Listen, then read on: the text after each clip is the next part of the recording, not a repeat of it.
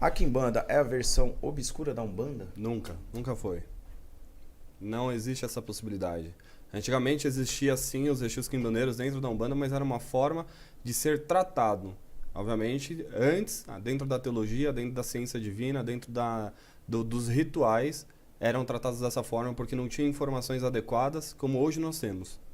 E obviamente a quimbanda ela tem diversas vertentes dentro dela, né? E a gente pode falar até mesmo da quimbanda que ela é uma das curandeiras, tem a quimbanda luciferiana, goétia, e assim vai por diante. Mas dentro da Umbanda nós não tratamos Exus como os Exus quimbandeiros.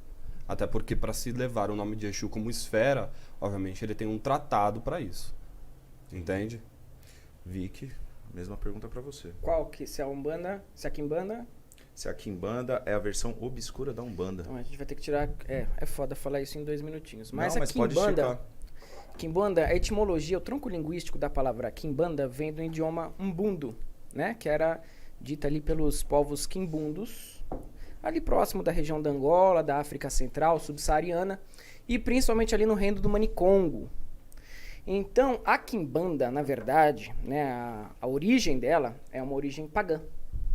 Então, entidades de Quimbanda jamais se curvariam a uma teologia eurocentrista, branca, europeia e cristã.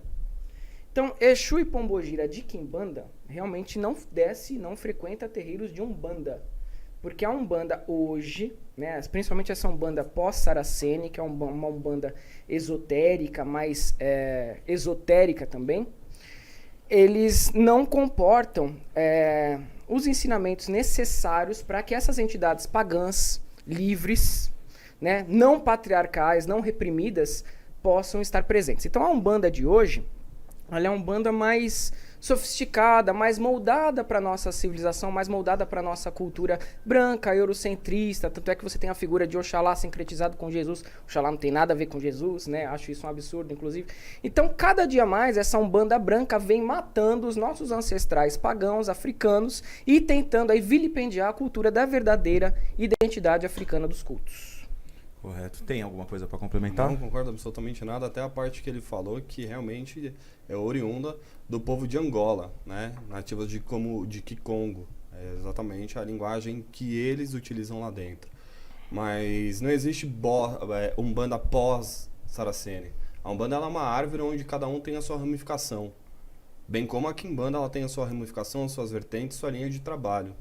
O que precisa ser entendido dentro de uma teologia, e obviamente quem vai poder falar com total clareza são os umbandistas, é que a Umbanda sim descende de uma religião co-irmã, no entretanto que as religiões elas são formadas por outras, inclusive, também, né?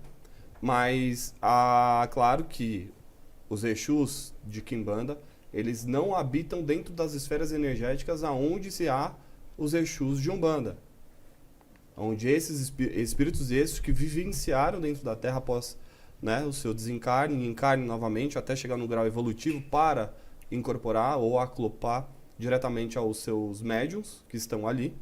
Mas não concordo também com uma questão elitista. Acho que o irmão aqui está colocando uma questão neopolítica ou geopolítica que não tem, ou de etnia, que não cabe em nenhum momento religioso.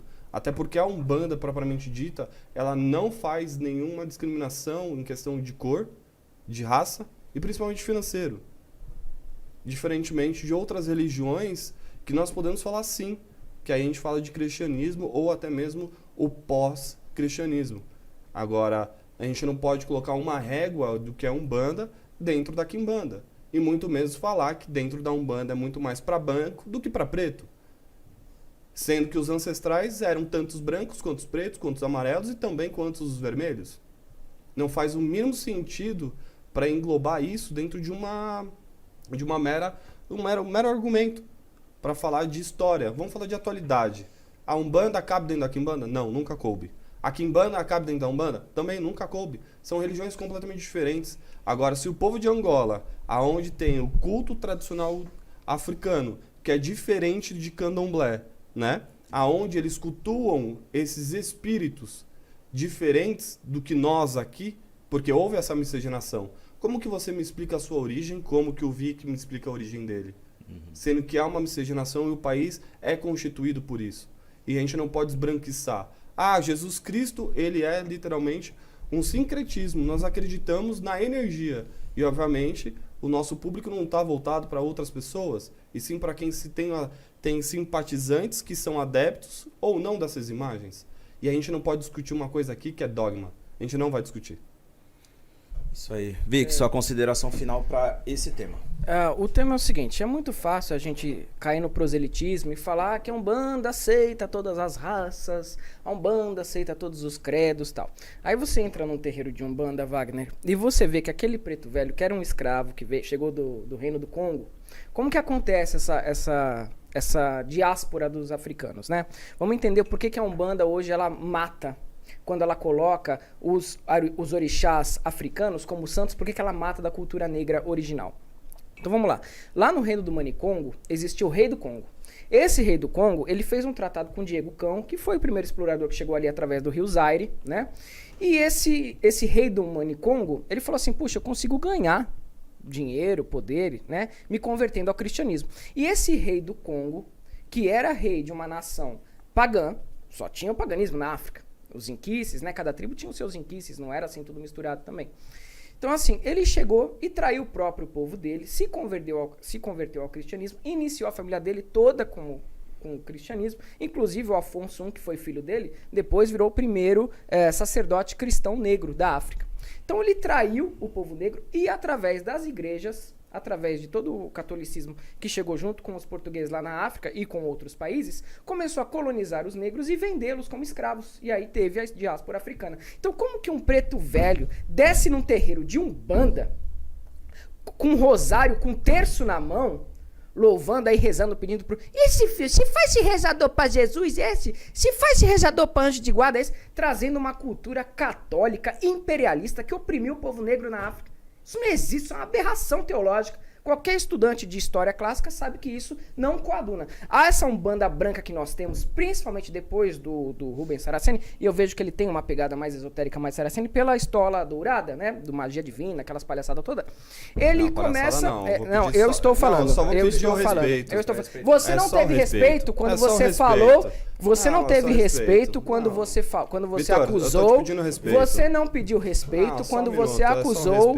Você não teve respeito quando você acusou os meus ancestrais pagãos de se colocarem perante a sua lei divina. A sua lei divina não apita em todos os terreiros, entende? Não apita então, assim, eu tenho muito. Não apita nada mesmo. E nem você.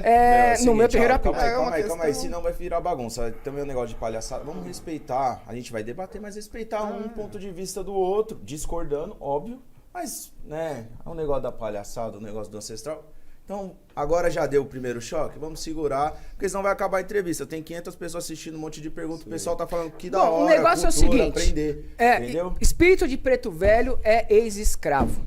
Foi escravo, foi da etnia Bantu, muitas vezes Yorubá, que chegaram depois, no movimento posterior na diáspora da escravidão africana, e são espíritos que não têm nada a ver com o cristianismo, que morreram açoitados por senhores de engenhos cristãos, e que só sincretizaram os seus orixás com os santos católicos por uma necessidade de afirmar o seu culto sem serem perseguidos pela Igreja Católica da época da exploração dos negros. Então, o negócio é o seguinte, Umbanda é Umbanda, Quimbanda é Quimbanda, mas se falar que os negros, que os caboclos se sentem bem descendo num terreiro e louvando Jesus no altar, isso é mentira. A própria Bíblia e os cristãos estão muito certos nesse ponto, os evangélicos estão certos nesse ponto.